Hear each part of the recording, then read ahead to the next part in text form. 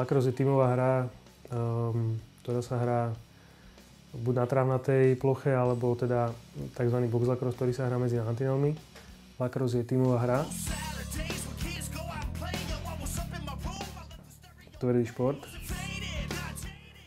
Rýchly a technicky náročný.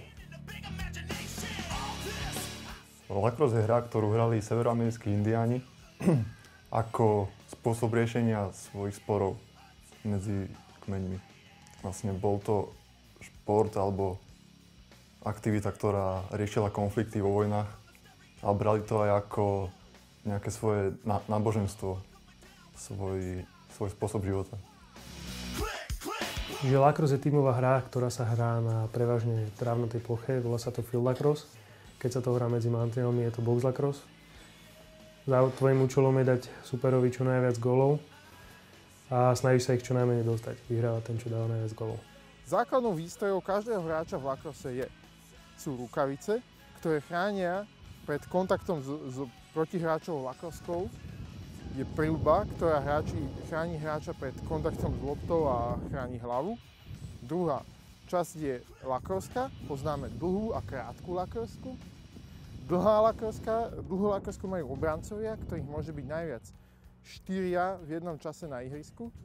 A krátku majú strednopoliari a útočníci, ktorých môže byť 6. Lacrosse sa dostal na Slovensko v roku 2003 a to Markom Lichtnerom, ktorý neskôr založil klub Tricksters. Na Slovensku máme teraz 4 kluby, ktoré hrávajú aj svoju ligu.